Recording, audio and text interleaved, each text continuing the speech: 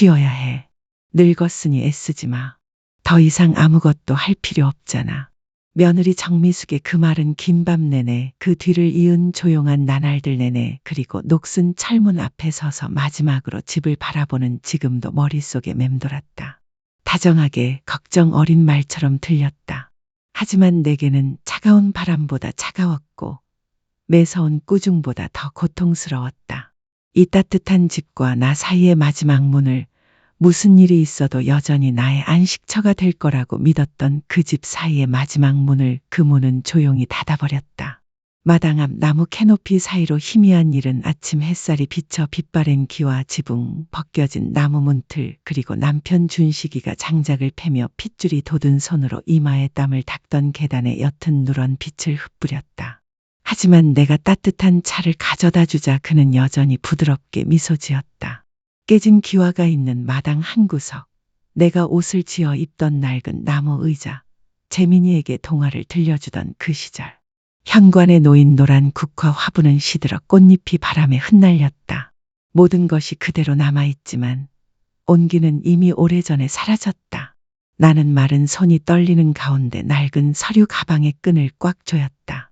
그 안에는 이 집의 붉은 책, 저금통, 토지세 영수증, 준식 씨가 돌아가시기 전에 남긴 보험 계약서가 들어있었다. 그 서류들은 단순한 재산이 아니라 평생의 검소한 생활의 증거, 이 집을 짓기 위해 밤을 새워 돈을 모으고 할부로 옷을 지어 입던 수많은 밤의 증거였다. 나는 예전에는 생각했다. 집만 있으면 생을 마감할 때 돌아갈 곳, 의지할 곳이 있을 텐데. 하지만 이제 그 집은 나를 외로움 속에, 나보다 더 사랑했던 친척들의 차가운 시선 속에 가두는 감옥이 되었다. 차가운 이른 아침 바람이 불어와 빛바랜 스웨터 속으로 스며들었고 은발의 머리카락 몇 가닥이 이마를 스쳐 지나갔다. 나는 몸을 떨지 않았다. 이 추위에 익숙했다. 바람에서 오는 추위가 아니라 멀리서 오는 추위. 아무도 묻지 않는 식사에서 오는 추위. 아무도 할머니라고 부르지 않는 늦은 오후에서 오는 추위였다. 다시 재민의 창문을 올려다보았다. 문은 반쯤 닫혀 있었고 고요했다. 마치 그와 나 사이의 감정이 오래전에 끝난 것처럼. 그가 학교에서 돌아와 내 품에 안겨 점수 한 점, 한 점의 그림을 자랑하던 시절이 떠올랐다. 이제 그곳에는 차갑고 가슴 아픈 공허함만이 남았다. 문을 열자 경첩이 삐걱거리는 소리가 울려 퍼졌다. 그 소리는 오랜 세월 인내하며 수많은 눈물을 삼키며 내뱉은 마지막 한숨 같았다. 늙은 다리는 느리지만 강인하게 문을 통과했다. 뒤돌아보지 않았다. 한 번 더 돌아보면 떠날 힘이 없을 거라는 걸 알고 있었다. 이른 아침 거리는 여전히 안개 자욱했다. 어젯밤 비에 젖은 벽돌 바닥에 슬리퍼 소리가 메아리쳤다. 인적이 드문 황량한 곳이었다. 한 걸음 내디딜 때마다 그 집, 한때 내 전부였던 곳에 붙어있던 마음이 찢어지는 듯했다. 그리고 한 걸음 내디딜 때마다 기억들이 밀려왔다. 모든 눈빛, 모든 말, 모든 순간들이 나를 이 결심으로 이끌었다. 떠나기로, 마지막 남은 자존심을 지키기로, 누군가에게 하마터면 빼앗겼을지도 모를 그 작은 자유를 지키기로. 재민이의 6번째 생일이었다. 내가 피와 살처럼 사랑했던 손자. 초여름의 따스한 햇살이 창문을 통해 들어와 시간이 흐르면서 바랜 벽돌 바닥에 빛을 냈다. 그날 집은 평소보다 더 북적였다. 천장에는 파랗고 하얀 풍선들이 떠 있었고 부드러운 리본들이 벽에 희미한 그림자를 드리우고 있었다. 파티 테이블에는 선물 상자가 가득했는데 그중 가장 눈에 띄는 것은 석호가 아들을 위해 준비한 반짝이는 은색 종이로 포장된 큰 상자였다. 이른 아침부터 눈을 뜨고 허둥지둥 준비를 했다. 늙어버린 손은 떨렸지만 가족사진 액자 하나하나를 꼼꼼히 닫고 꽃가지 하나하나를 다듬고 의자 하나하나를 정돈했다. 부엌에는 닭 울 때부터 끓였던 갈비찜 냄새가 은은하게 났다. 가장 부드러운 고기를 골라 약한 불에 살짝 뭉근히 익을 때까지 향긋하지만 질기지 않게 푹 고안했다. 과일 접시를 토끼, 물고기, 나비 모양으로 잘랐다. 재민이가 어렸을 때 좋아했던 모양이었다. 그날 모든 것이 완벽하기를 바랐다. 손주가 미소 짓는 모습을 보고 언제나처럼 할머니 정말 잘하셔요 라고 외치는 소리를 듣는 나를. 하지만 바로 그날 그 작은 순간이 평생 쌓아온 따뜻한 집에서 조금씩 밀려나는 날의 시작이 될 줄은 몰랐다. 그날은 내가 살과 피처럼 내 노년의 숨결처럼 사랑했던 손주 재민이의 6번째 생일 아침이었다. 초여름의 부드러운 햇살이 창문을 통해 스며들어 시간이 흐르며 바랜 벽돌 바닥에 아른거렸다. 그날 집은 평소보다 더 분주했다. 천장에는 파랗고 하얀 풍선들이 떠다니고 부드러운 리본들이 늘어져 낡은 벽에 희미한 그림자를 드리웠다. 연회장 테이블에는 선물 상자들이 정갈하게 놓여 있었는데 그 중에서도 눈에 띄는 것은 아들 석호가 아들을 위해 준비해둔 반짝이는 은박지로 포장된 커다란 상자였다. 아침에 닭이 울었기에 나는 깨어 있었고 늙은 손은 언제나처럼 바쁘게 움직였다. 테이블 주변의 의자들을 하나하나 정리하고 낡은 사진 액자에 묻은 먼지를 닦아냈다. 남편이 살아계실 때 마당에 직접 심어 키웠던 국화 가지들을 하나하나 정성껏 다듬었다. 부엌에는 새벽부터 끓여온 갈비찜 냄새가 가득했다. 가장 부드러운 고기를 골라 약한 불에 갈비살이 살짝 익을 때까지 향긋하지만 질기지 않을 정도로만 끓였다. 과일 하나하나를 물고기, 토끼, 나비 모양으로 조각했어요. 재민이가 어렸을 때 기뻐서 꽥꽥거리던 그 모양들이었죠. 제가 원했던 건 완벽한 아침이었어요. 손주가 웃는 소리를 듣고 제가 차려준 연회상을 보고 눈이 반짝이는 모습을 보는 것뿐이었어요. 그것만으로도 제 삶에 의미가 있다고 느꼈어요. 그때 재민이가 나타났어요. 엄마가 직접 만들어준 크림핑크 공주 드레스를 입고 계단을 내려오는 모습이었어요. 얼굴은 기쁨으로 가득했고 눈은 작은 별처럼 반짝였어요. 그를 바라보는 제 마음은 물처럼 부드러워졌어요. 이 특별한 날을 위해 드레스 뒷면에 리본을 바로잡으려고 몸을 굽혔어요. 제 노쇠한 손이 부드러운 실크를 부드럽게 어루만졌어요. 그런데 부드러운 룻 소리가 울려 퍼졌다. 치마 자락에 실이 팽팽하게 당겨졌다가 풀렸다. 크게 찢어진 건 아니었지만 안쪽에 상아색 안감이 드러날 만큼은 드러났고 치마는 본래의 모습을 잃어버렸다. 분위기가 가라앉는 듯했다. 방금 전까지의 모든 웃음과 흥분이 사그라드는 듯했다. 미숙은 놀라움과 분노로 눈이 휘둥그레진 채 황급히 돌아섰다. 얼굴은 창백했고 입술은 떨렸다. 엄마, 뭐 하는 거예요? 이 드레스는 맞춤 제작한 거예요. 100만 원도 넘는다고. 내 아이 생일을 망치고 싶은 거예요. 차갑게 울려 퍼진 그녀의 목소리는 방금까지 존재했던 따뜻한 분위기를 산산이 조각냈다. 나는 가만히 서 있었다. 낡은 손은 떨리는 손으로 리본을 놓았고 눈은 치마를, 손녀를 바라보았다. 목이 메었다. 석호는 눈을 내리깔고 나를 보지 않으려고 가만히 서 있었다. 재민이는 방금 무슨 일이 일어났는지 이해하지 못한 듯 눈을 크게 뜬 채 나를 바라보았다. 나는 말을 더듬었다. 목소리가 너무 작아서 잘 들리지 않았다. 엄마, 화를 곱게 펴려고 했는데 생각지도 못했어요. 하지만 내 말은 아무 소리에도 들리지 않았다. 미숙이 손을 잡아당기며 거친 목소리로 말했다. 내 방으로 가. 내가 옷을 갈아입을게. 이제 아무도 널 만질 필요 없어. 그들의 발소리가 계단에 울려 퍼졌고 내 심장은 쿵쾅거렸다. 나는 가만히 서 있었다. 관자놀이에 땀방울이 맺혔고 심장은 두려움 때문이 아니라 부끄러움과 당혹감 그리고 씁쓸함 때문에 쿵쾅거렸다. 갈비찜의 향과 꽃병에 꽂힌 꽃향기가 여전히 바람에 실려왔지만 아무도 신경 쓰지 않는 것 같았다. 아무도 내가 이 파티에 기여했다는 것을 기억하지 못하는 것 같았다. 그 순간 나는 깨달았다. 풀린 실타래, 한순간의 부주의, 차가운 말 한마디, 그것이 한때 내가 속해 있던 따뜻한 원에서 나를 밀어내기에 충분했다. 그리고 그날부터 나는 이 집에 보이지 않는 변화를 또렷하게 느끼기 시작했다. 나를 위해 마련된 공간이 점점 좁아져 마침내 외로운 내 그림자만 남았을 때, 그 순간부터 재민의 생일 파티는 아무 일도 없었던 것처럼 계속되었다. 촛불은 여전히 켜져 있었고, 케이크는 여전히 잘려 있었고, 축배는 여전히 울려 퍼졌고, 박수갈채는 여전히 터져나왔다. 하지만 모든 것은 내면에 금이 간 무언가를 위한 껍데기에 불과했다. 나는 테이블 가장자리에 앉아 낡은 두 손을 하얗게 물들 때까지 꽉 쥐었다. 테이블 주변에서 들려오는 웃음소리와 떠드는 소리에 귀를 기울였지만 나에게는 그것들이 마치 밖으로 흘러가는 물과 같아 더 이상 내 마음을 어루만지지 않았다. 나는 가끔 재민을 힐끗 쳐다보았다. 그는 여전히 순수했고 친구들과 놀고 있었지만 더 이상 나를 안으러 달려오지도 않았고 예전 생일 때처럼 내가 예쁘다고 생각해 라고 제잘거리지도 않았다.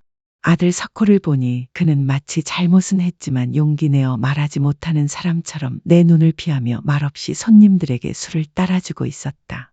미숙이는 손님들을 즐겁게 해주느라 바빴지만 가끔씩 나를 쳐다보는 눈빛에는 전에 없던 거리감과 차가움이 묻어났다. 손님들이 떠나고 밤이 깊어지자 집은 다시 조용해졌다. 나는 혼자 쓰레기를 주워 모으고 포장지 조각 하나하나를 주워 모으고 방구석에 널려있는 바람 빠진 풍선 하나하나를 주워 모았다. 촛불 냄새가 여전히 손에 맴돌았지만 나를 가장 괴롭힌 것은 외로움의 냄새였다. 내 마지막 안식처라고 생각했던 바로 그 지붕에서 스며 나오는 외로움이었다. 그날 밤 나는 침대 가장자리에 앉아 시계 똑딱거리는 소리와 문틈으로 스치는 바람 소리를 들으며 무거운 마음을 달랬다.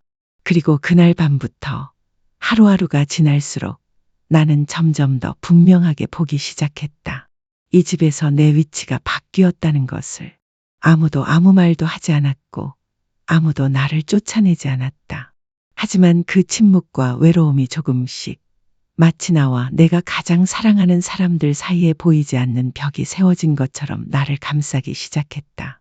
다음 날 아침 나는 매년 그렇듯 새벽에 눈을 떴다. 부엌으로 내려가 조용히 쌀을 씻고 채소를 씻고 재민이를 위해 갈비죽을 끓일 준비를 했다. 작은 부엌에는 흐르는 물소리, 칼과 도마 소리가 울려 퍼졌다.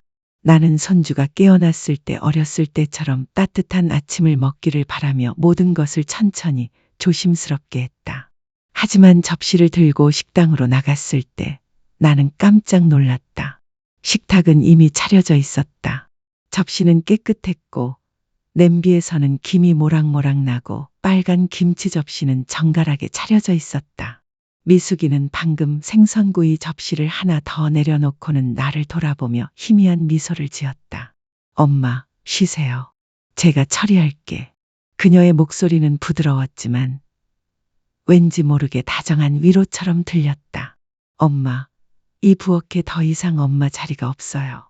나는 방금 집어든 절임 접시를 들고 조용히 돌아섰다. 어디에 놓아야 할지 몰랐다. 발걸음은 무거웠고 마음은 텅 비어 있었다. 그 후로도 같은 일이 반복되었다. 나는 여전히 일찍 일어나 부엌으로 갔지만 부엌은 냄비와 프라이팬 소리, 미숙이의 칼과 도마 소리로 가득 찼다.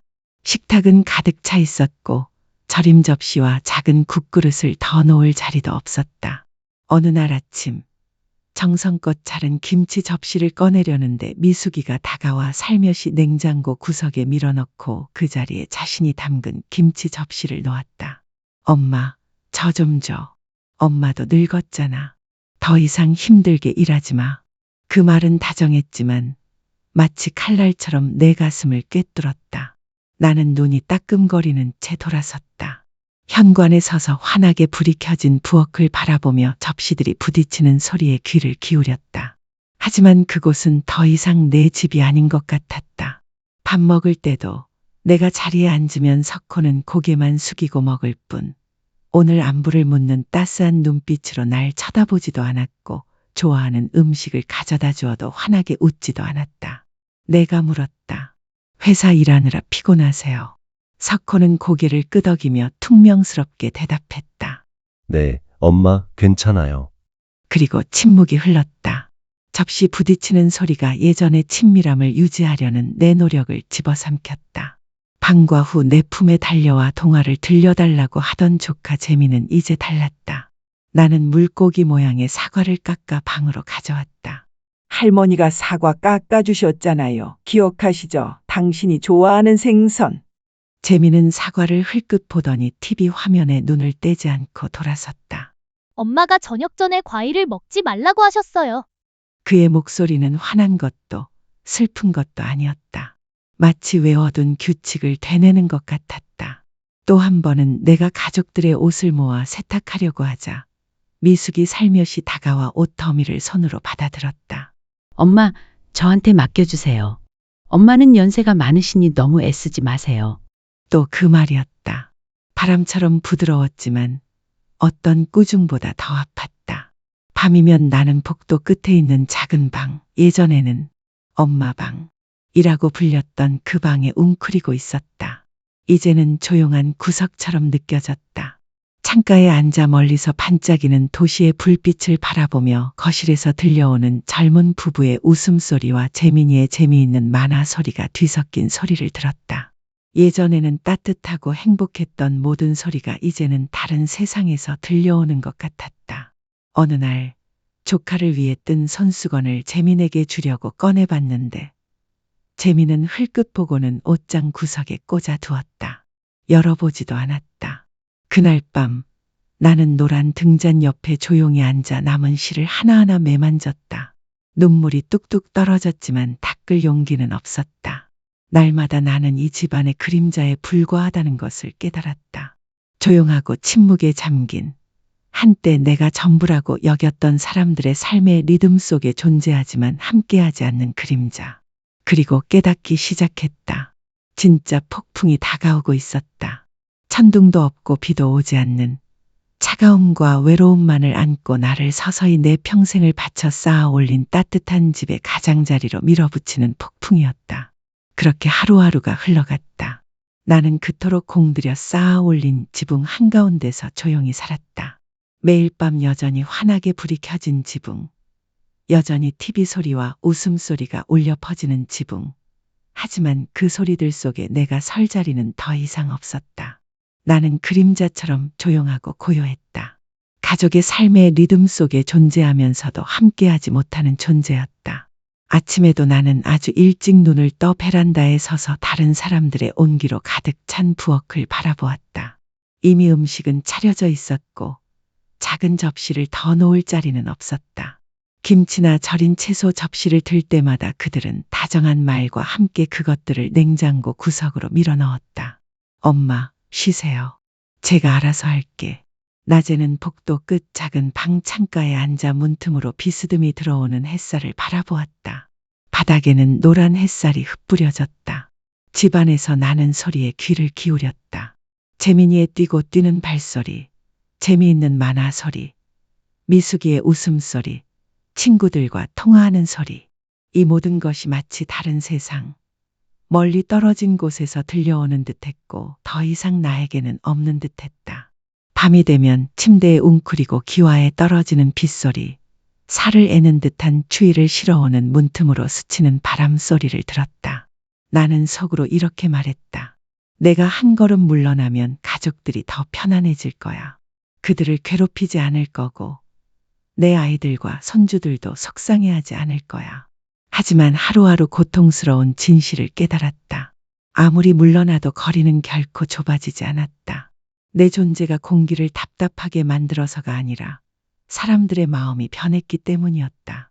나는 더 이상 이 지붕의 일부가 아니었다. 그리고 비가 억수같이 내리던 그날 오후 베란다로 바람이 불어와 창문을 흔들었다. 나는 작은 방에 앉아 익숙한 낡은 수건을 개고 있었다. 빗방울이 억수같이 쏟아지며 내 한숨과 뒤섞였다. 현관 밖으로 차가운 바람이 문틈으로 불어들어와 탁상 스탠드를 흔들었다. 옅은 노란 불빛이 갈라진 벽에 흔들렸다. 갑자기 나지막한 노크 소리가 들렸다. 문이 살짝 열리고 석호가 들어왔다. 그는 구겨진 셔츠를 입고 있었고 기세는 여전히 비 얼룩이 묻어 있었다. 그는 피곤해 보였고 마치 감히 나를 똑바로 쳐다보지 못하는 듯 나를 피하는 눈빛으로 서 있었다. 고개를 들어 젖고 이슬 맺힌 귀와 바닥에 길게 늘어진 아들의 그림자를 보았다. 불길한 예감에 가슴이 무거워졌다. 문틈으로 스치는 바람 소리와 기와를 두드리는 빗소리가 뒤섞이자 마치 이런 생각이 떠올랐다. 정말 폭풍이 왔구나. 오랫동안 느꼈지만 감히 마주하지 못했던 폭풍이로구나. 석호는 손을 꽉 움켜쥐고 오랫동안 가만히 서 있었다. 그의 목소리는 간청하는 듯하면서도 부끄러운 듯 떨렸다. 엄마, 제발 화내지 마세요. 하지만 꼭 말해야겠어요. 이번에는 엄마의 도움이 정말 필요해요. 석호는 내 앞에 꼼짝도 않고 서 있었다. 곧 할 말의 무게에 몸이 웅크리고 있었다. 머리는 헝클어졌고 어깨는 비에 젖어 있었고 눈은 감히 엄마를 똑바로 볼 수 없다는 듯 돌리고 있었다. 탁상 스탠드의 옅은 노란 불빛과 기와를 두드리는 빗소리 속에 그의 온몸은 그림자처럼 보였다. 그는 심호흡을 하고 목소리가 떨렸다. 엄마, 화내지 마세요. 제발 화내지 마세요. 하지만 어쩔 수 없어요. 이번에는 엄마가 도와주셔야 해요. 나는 고열에 시달리며 긴 밤을 지새우며 잠들고 이 타일 바닥에서 걷는 법을 가르쳤던 아들을 올려다보았다. 이제 그는 내 앞에 서서 애원하듯 애원하며 안개 낀 창밖을 바라보고 있었다. 엄마, 미숙인의 가게가 망했어요. 여기저기서 돈을 빌리고 온갖 방법을 다 써봤지만 결국 돌려받지 못했어요. 동업자들이 소송을 걸었고 은행은 급히 돈을 요구했어요. 차를 팔고 할 수 있는 건 다 저당을 잡았죠. 이제 남은 건 이 집뿐이에요. 나는 침묵에 잠겼다. 아들이 하는 말 한마디 한마디가 내 기억을 칼로 찢는 것 같았다. 남편과 함께 한 잠 못 이루는 밤들, 금식하고 옷을 덜 입고 이 집을 짓기 위해 한 푼이라도 모았던 날들. 석호는 고개를 숙였다. 그의 목소리는 지치고 부끄러워 쉰 듯했다. 엄마, 집 담보 대출 좀 해주세요. 그냥 임시방편일 뿐이에요. 돈 받으면 바로 갚을게요. 맹세해요. 엄마를 괴롭히지 않을게요. 베란다 밖 문틈으로 바람이 휘몰아쳐 들어와 얇은 커튼이 흔들리고 수건 끝을 꽉 움켜쥐고 있는 떨리는 손에 노란 불빛이 번쩍였다. 나는 가만히 앉아 가슴이 아팠다. 그냥 임시방편일 뿐이야. 그냥 형식적인 것일 뿐이야. 그 말이 머릿속에 맴돌았다. 마치 소금이 내 가슴을 스치듯 쓰라렸다. 나는 생각했다. 이 세상에 평생 모아온 지붕에 닿을 때 그냥 형식적인 것이 있을까? 아들을 바라보며 무력감, 두려움, 갈망, 그리고 동시에 그를 위해 내가 짊어져야 할 압박감, 책임감 같은 것을 분명히 느꼈다. 마치 내 서명이 그의 가족을 위한 구명부표인 듯 동시에 나를 끝없는 심연에 묶는 밧줄인 듯 했다. 여전히 무겁게 떨어지는 빗소리는 잔혹한 경고처럼 들렸다. 지금이 결정적인 순간이야. 내 인생의 폭풍이 닥쳐올 순간이야. 나는 나지막하지만 단호한 목소리로 물었다. 얼마나 필요해? 석호는 고개를 들고 내 시선을 피했다. 2억이야. 엄마, 하지만 걱정하지 마. 집은 잃지 않을 거야. 그냥 형식적인 거야. 약속할게. 나는 내가 낳고 키운 아이를 바라보았다. 남편과 함께 이 집의 말뚝을 받고 기초를 다지던 아침이 떠올랐다. 빌린 옷을 꿰매느라 잠 못 이루던 밤. 지붕을 마련하기 위해 모은 돈까지 모두 기억나는데 이제 사람들은 단지 형식적인 이유로 내 서명을 원할 뿐이야. 차가운 바람이 문틈으로 불어들어와 몸을 떨게 했다. 잠시 눈을 감았다가 다시 뜨고 석호를 똑바로 바라보았다. 생각해 볼게. 이건 단순한 사인이 아니야. 이게 내 삶의 전부야. 석호는 한숨을 쉬고 고개를 끄덕인 후 돌아섰다. 그의 등은 젖은 타일 바닥에 길게 눌려 있었다. 실패의 빛 그리고 어머니의 기대에 짓눌린 무게에 눌려 있었다. 문이 닫히고 나는 오랫동안 말없이 앉아 있었다. 밖에는 여전히 비가 내리고 있었고 바람은 여전히 울부짖고 있었다. 마음은 텅 비어 있었다. 오늘 밤은 잠들 수 없을 거라는 걸 알고 있었다. 가늘게 내리는 빗속 창밖을 바라보니 저 멀리 불빛으로 반짝이는 도시가 보였다. 내일 아침 결정을 내려야 한다는 것을. 집과 관련된 결정일 뿐만 아니라 늙은 어머니의 마지막 안식처인 존엄성과 자존심과도 관련된 결정이었다. 그리고 그 순간 차갑게 휘몰아치는 바람 속에서 나는 속으로 말했다.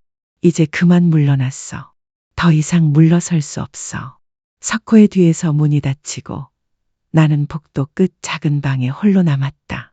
밖에서는 여전히 쉴 새 없이 무겁게 내리는 빗소리와 문틈으로 스치는 바람 소리가 밤의 슬픈 한숨처럼 뒤섞여 들려왔다.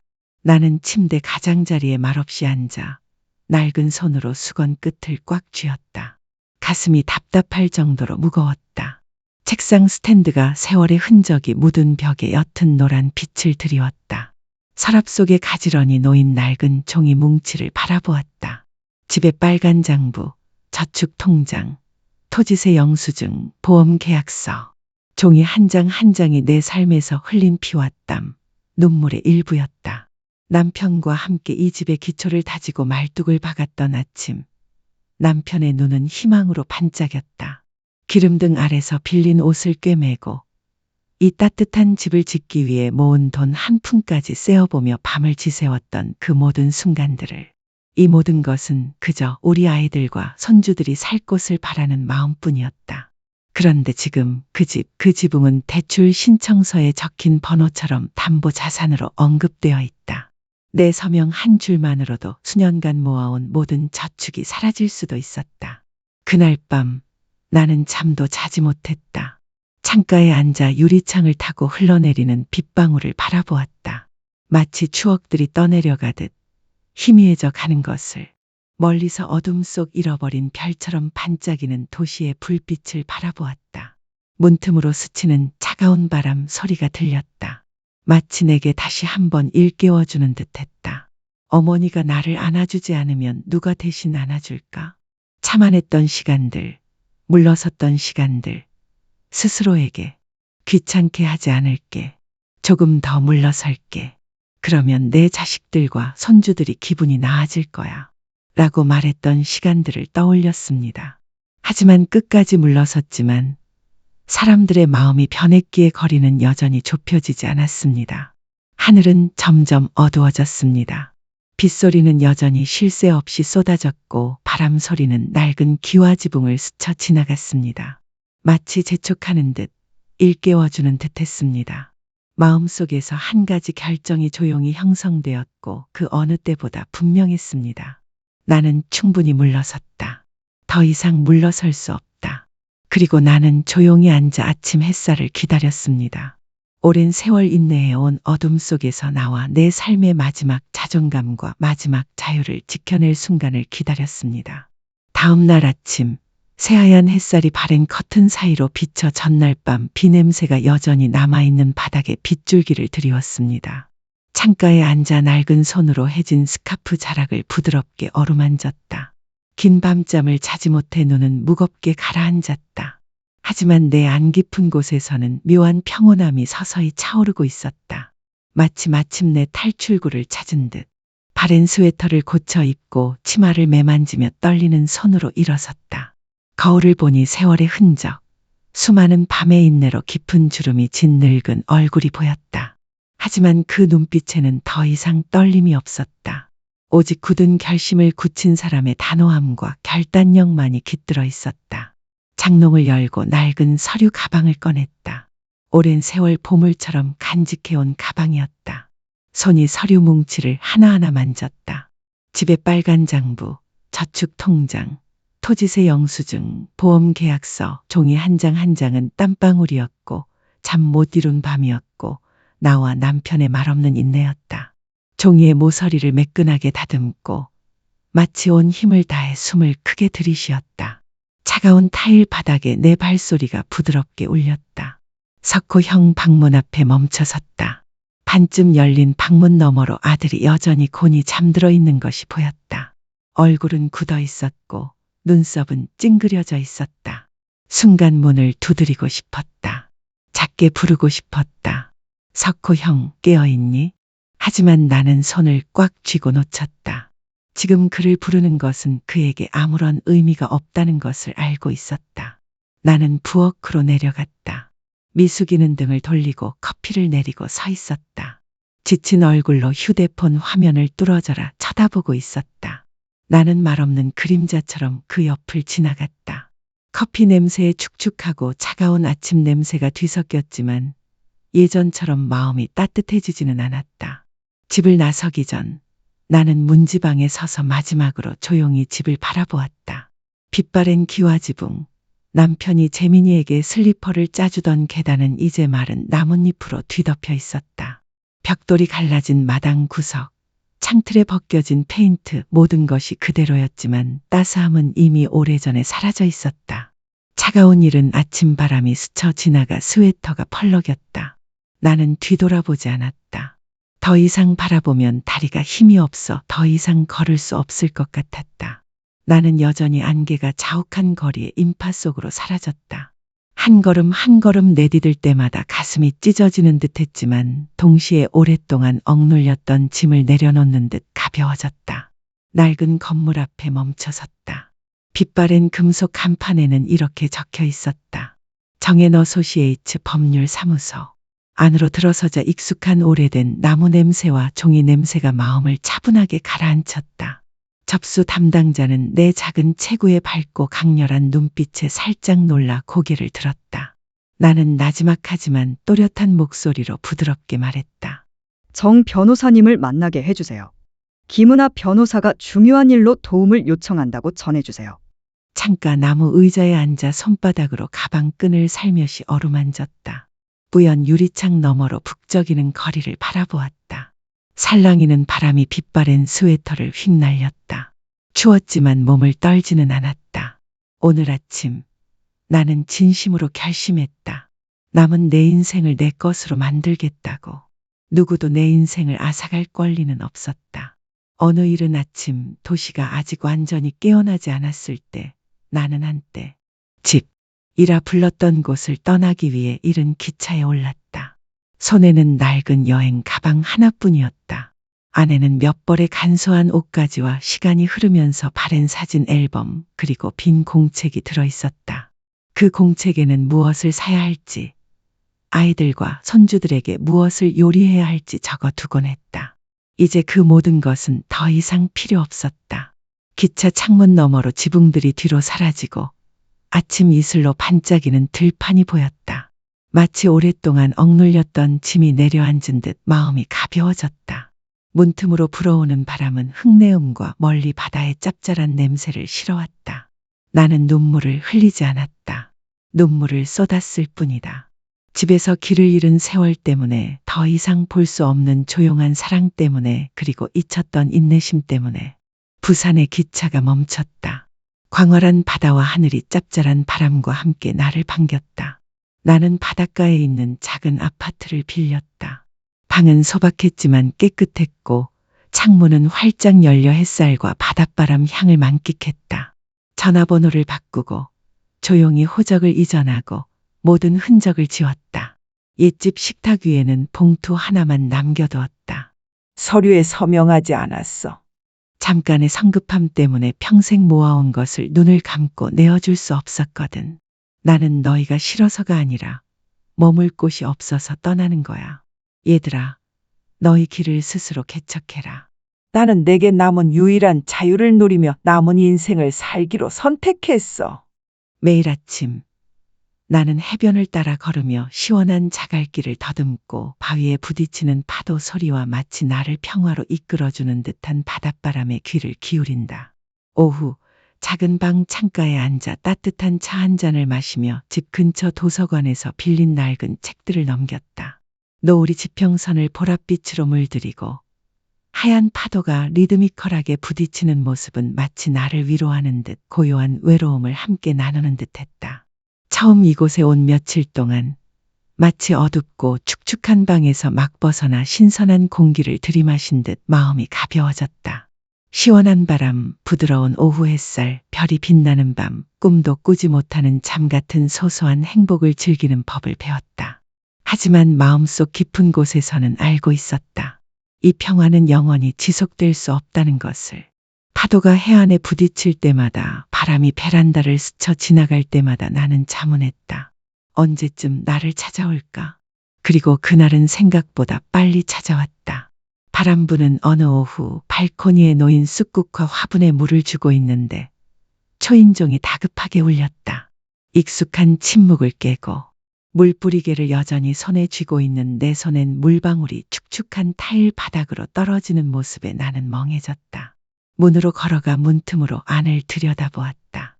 심장이 쿵쾅거렸다. 밖에는 석호, 미숙 그리고 재민이 있었다. 석호의 얼굴은 긴장으로 가득했고 눈은 붉게 충혈되어 있었다. 미숙의 입술은 꽉 다물어져 있었고 손에는 뭔가 종이가 들려 있었다. 재민은 내가 건네준 스마트워치를 꽉 움켜쥐고 가운데 서 있었다. 그는 침묵하는 문을 바라보며 당황과 두려움에 사로잡힌 눈빛을 하고 있었다. 나는 차가운 문에 이마를 기대고 밖에서 들려오는 노크 소리에 귀를 기울였다. 노크 소리 하나하나가 이미 상처투성이인 내 가슴을 두드리는 것 같았다. 나는 눈을 감았다. 가슴이 아팠다. 나는 전화를 받았다. 부드럽지만 단호한 목소리로 말했다. 경비원을 보내주세요. 14A 호에서 누가 시끄럽게 떠들고 있어요. 이웃에게 폐를 끼치고 싶지 않아요. 곧 바깥 소음이 점점 잦아들더니 파도 소리에 완전히 묻혔다. 나는 그곳에 서서 멀리서 들려오는 바닷소리와 현관을 스치는 바람 소리를 들으며 마치 내 인생에서 가장 큰 폭풍을 막 헤쳐나온 듯한 기분을 느꼈다. 그날 밤 나는 옅은 노란 불빛 아래 테이블에 앉아 몇 줄을 썼다. 재민아, 널 버리지 않을 거야. 다시 버려지고 싶지 않을 뿐이야. 널 미워서 떠나는 게 아니라 더 이상 머물 곳이 없어서 떠나는 거야. 언젠가 내가 어른이 되어 이해하게 된다면 기억해줘.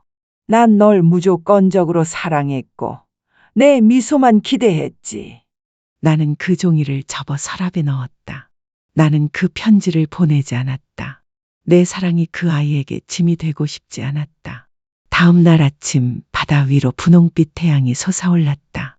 나는 따뜻한 차 한 잔을 따라 창가에 앉아 하얀 파도가 바위 해안에 리듬감 있게 부딪히는 모습을 바라보았다. 안도감을 느끼며 심호흡을 했다. 폭풍은 지나갔다. 나는 아직 여기에 있다. 여전히 자유롭다. 여전히 나 자신.